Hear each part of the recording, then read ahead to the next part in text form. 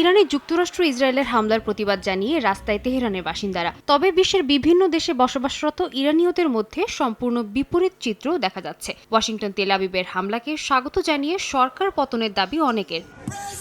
স্থানীয় সময় শনিবার জার্মানির বার্লিনের পটসডামার প্লাৎজ স্কয়ারে হাজারো প্রবাসী ইরানি নেচে গিয়ে উদযাপন করেন যুক্তরাষ্ট্র ও ইসরায়েলের হামলা। মার্কিন প্রেসিডেন্ট ডোনাল্ড ট্রাম্প ও ইসরায়েলি প্রধানমন্ত্রী বেনিয়ামিন নেতানিয়াহুকে ধন্যবাদ জানান তারা। অনেকের হাতে দেখা যায় থ্যাংক ইউ ইউএসএ লেখা প্ল্যাকার্ড। একই চিত্র দেখা যায় হামবুর্গেও। চোখে জল নিয়ে সমাবেশকারীরা একে অপরকে জড়িয়ে ধরেন। ইরানি নির্বাসিত নেতা রেজা পাহলেভির ছবি হাতে নিয়ে ইরান স্বাধীন করো বলে স্লোগান দেন তারা।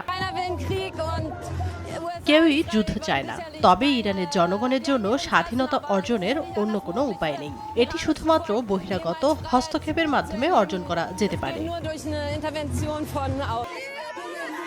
স্পেনের মাদ্রিদ ও বার্সেলোনাতেও রাস্তায় নেমেছেন ইরানি অভিবাসীরা। মার্কিন দূতাবাসের সামনে জড়ো হয়ে ধন্যবাদ প্রেসিডেন্ট ট্রাম্প বলে স্লোগান দেন তারা। তাদের অনেকেই আশা করছেন সরকার পরিবর্তনের মাধ্যমে পাহলেভি ক্ষমতায় এসে দ্রুত নির্বাচন দেবেন। এমনকি কিছু বিক্ষোভকারী খামেনির ছবির উপর পা দিয়ে ক্ষোভ প্রকাশ করেন।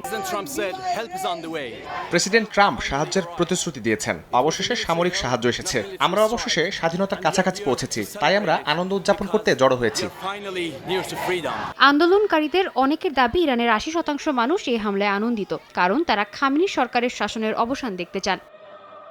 শাসন পরিবর্তনের দাবিতে সমাবেশ হয়েছে আরও বেশ কিছু দেশে। লন্ডনের রাস্তায় ইরানের পতাকা হাতে গাড়িতে করে শোভাযাত্রা করেন ইরানীয়রা। আক্রমণকে স্বাগত জানান আয়ারল্যান্ডে বসবাসরত তেহরানের নাগরিকেরাও। সাদিয়া তাসনিম, সময় সংবাদ।